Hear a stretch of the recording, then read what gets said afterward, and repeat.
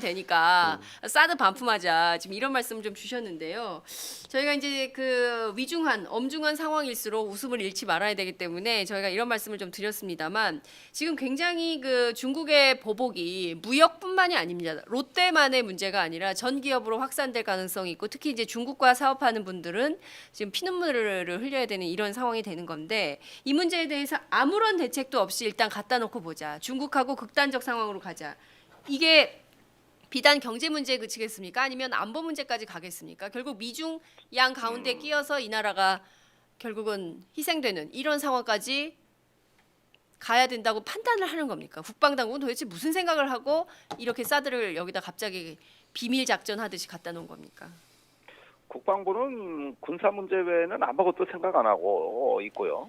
또 이제 집권 여당은 오로지 사드 선거로 이 대선을 몰고 가려고 하고 있는데 네, 거기에 대해서 같이 아주 그 합동 작전을 해가지고 네, 안보 이슈 띄우기는데 봉사만 하고 있습니다. 음, 그런데 최근에 시청광장에서 태극기 집회가 있었죠. 네, 거기에 성조기가 같이 등장했는데 네, 이제 어제 중국의 그 사진을 캡처해가지고 가짜 뉴스가 확산이 됐어요.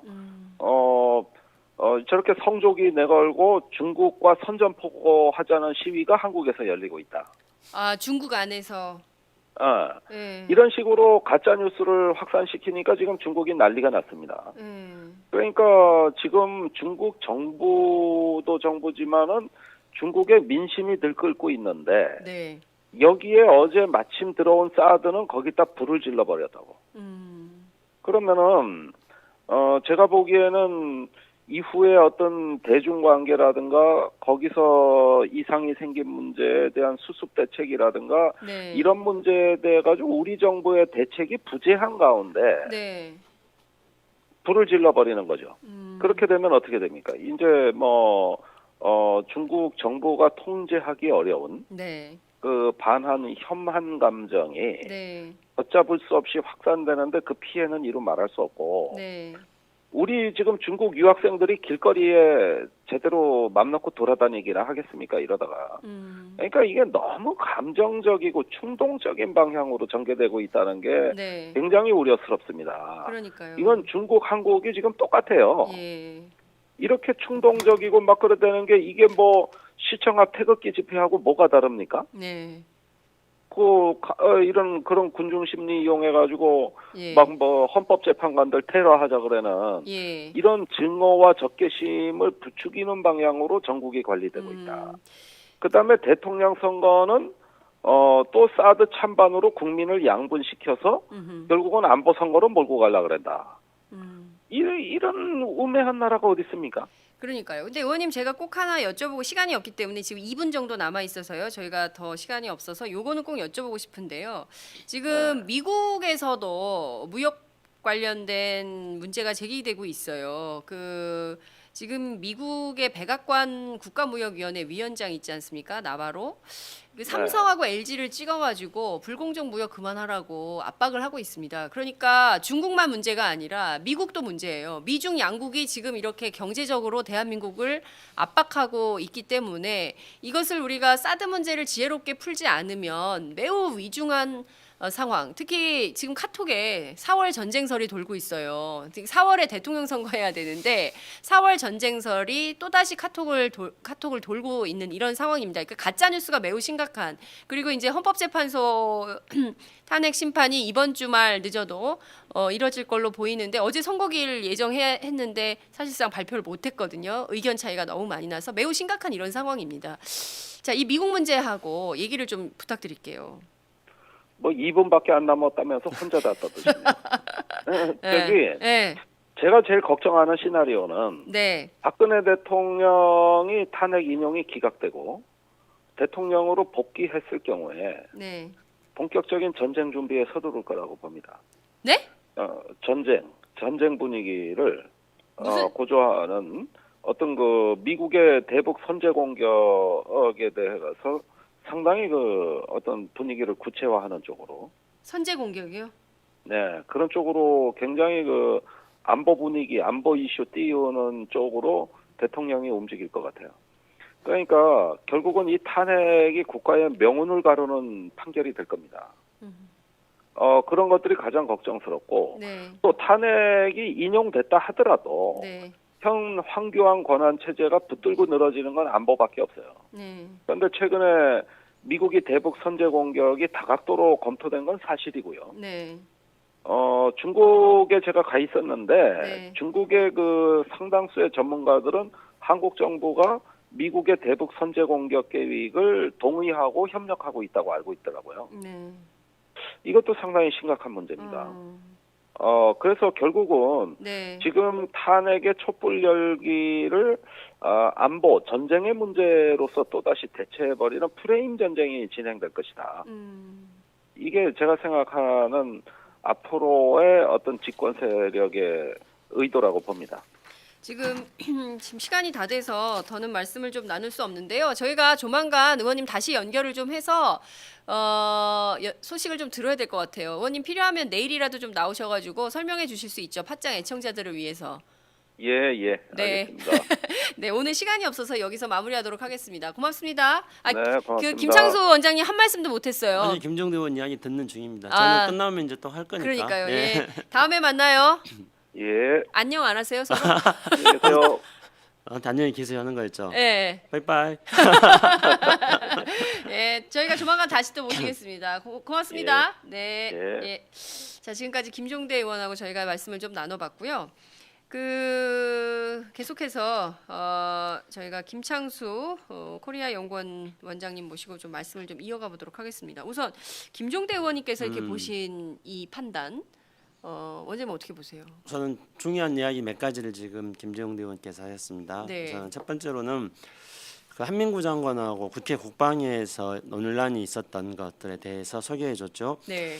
근데 그게 참 묘합니다. 그러니까 2016년 7월 8일 날 네. 한미 양국이 사드 배치에 대해서 합의했다고 예, 발표를 했습니다. 예, 예. 그것도 그냥 뭐 투스타급이 한미 양국의 투스타급이 서명했다고 발표한 거예요. 네.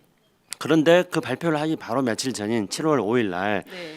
김종대 의원이 국방부 장관한테 당시 또 마찬가지로 한민구 장관이었죠. 네. 질문을 했습니다. 근데 한민구 장관은 그때 배치 안 한다 그랬어요. 배치 안 한다 그랬어요. 네. 맞아요. 근데 며칠 만에 배치를 했지 않습니까? 네. 한민구 장관이 당시에 모르고 있었을 확률이 굉장히 높다. 네. 또 한민구 장관뿐만 아니라 7월 8일 날 한미 양국이 사드 배치 발표하는 그 시점에서 윤병세 외교장관은 네. 뭐 백화점에서 양복 고추로 바지 갔었잖아요. 고치러 갔었죠. 예. 그렇죠. 예. 그래서 우리 외교안보 라인이 모르고 있었다고 보는 그런 게 유력합니다. 근데 이번에는 이제 그 C-17 수송기를 통해 가지고 네. 그 서태평양 상공까지 지금 와 있는데 네. 그런데 그 시점에서 한민구 장관은 거짓말을 또 거짓말한 거죠. 근데 이번에는 한민구 장관이 모르고 몰랐을 가능성보다는 네. 알고 있었는데 네. 국회에서 거짓말했을 그 가능성이 훨씬 더 크다고 생각합니다. 장관이 이래도 됩니까? 이게 지금 대한민국의 네. 아주 심각한 위기 상황에서 네. 국회가 그냥 그 무슨 직원들 뽑은 거 아니거든요. 네. 국회의원들이 어디 무슨 누가 사장님이 뽑아가지고 온 분들 아니고 국민들이 국회로 보낸 대리인들이에요. 네. 그 대표 대리인이 와 있는 곳에서 이렇게 밥 먹듯이 거짓말을 하는 국방부 장관 이거 이대로 괜찮은 겁니까? 그러니까요. 예? 이게 한두 번이 아니지 않습니까? 그렇죠. 이 엄청난 국가적인 위기를 불러올 수 있는 이 엄청난 상황을 이런 식으로 애들 장난하는 것도 아니고 말이죠. 작년에는 몰랐다고 생각하기 때문에 그때는 무능했었죠. 근데 이번에는 알고 있었는데 거짓말했을 확률이 높기 때문에 네. 부도덕했다고 할 수 있습니다. 국방부 장관이 무능하고 부도덕한 게 지금 증명이 되고 있습니다. 네. 근데 왜 그 시점에서 그러니까 예. 7월 6일 날 밤중에 예. 도둑처럼 그러니까. 사드가 한국 땅에 도착했는가 이건데요. 네. 일단은 올해 상반기부터 한국 쪽에서 네. 미국의 트럼프 정부를 향해서 지속적으로 사드 배치를 요청했습니다. 그거는 1월 말 2월 초에 있었던 네. 김관진 국가안보실장 네. 그리고 한민구 장관 등이 네. 미국의 트럼프 행정부의 예. 어떤 새로운 외교안보 라인들과 전화 통화를 할 때마다 네. 계속 사드 배치에 대해서 이야기했던 것이었죠. 예. 예.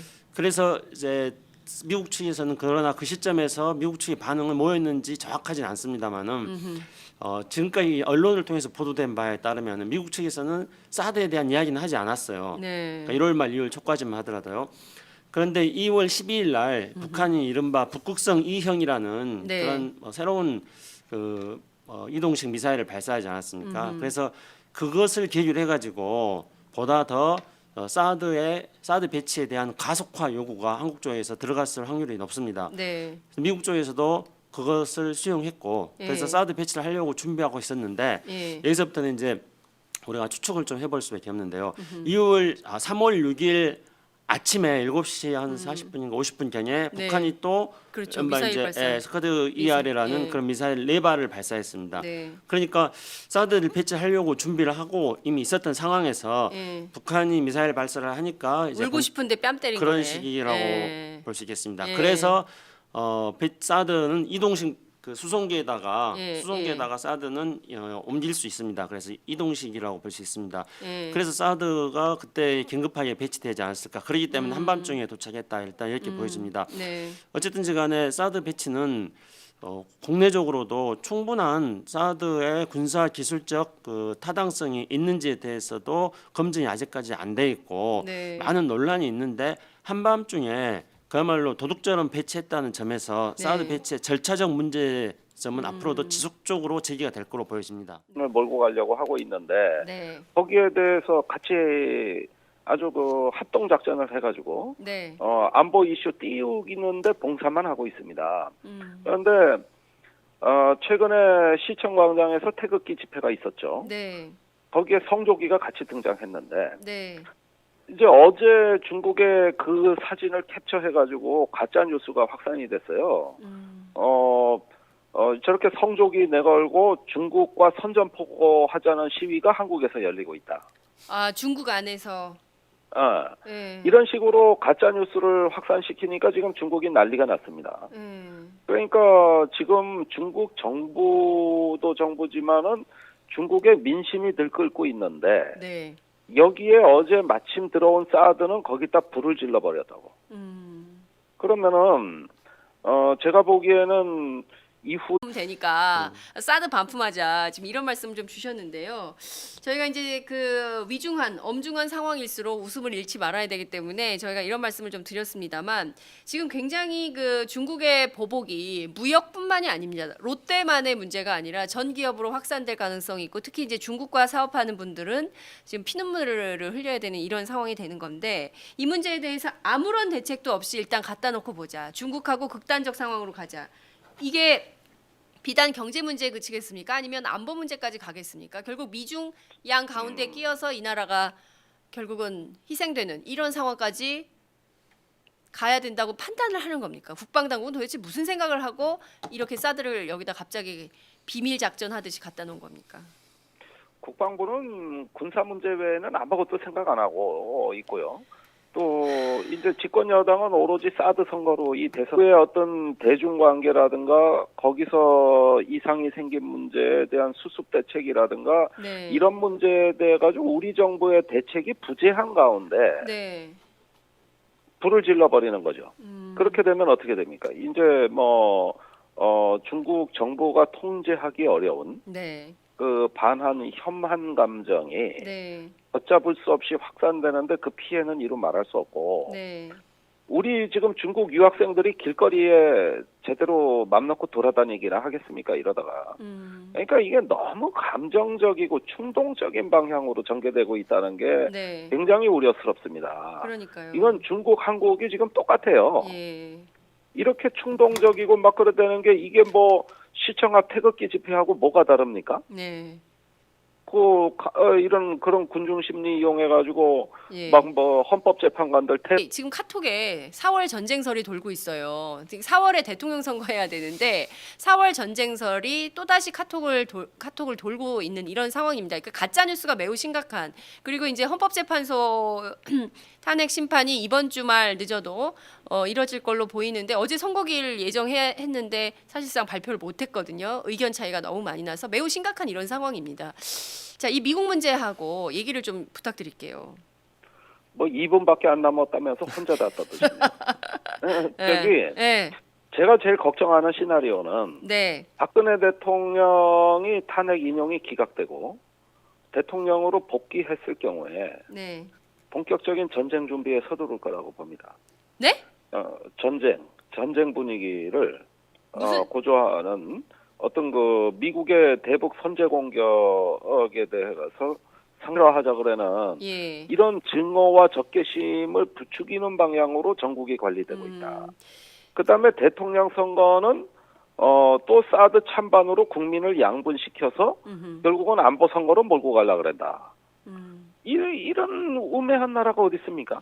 그러니까요. 근데 의원님 제가 꼭 하나 여쭤보고 시간이 없기 때문에 지금 2분 정도 남아 있어서요. 저희가 더 시간이 없어서 요거는 꼭 여쭤보고 싶은데요. 지금 미국에서도 무역 관련된 문제가 제기되고 있어요. 지금 미국의 백악관 국가무역위원회 위원장 있지 않습니까? 나바로.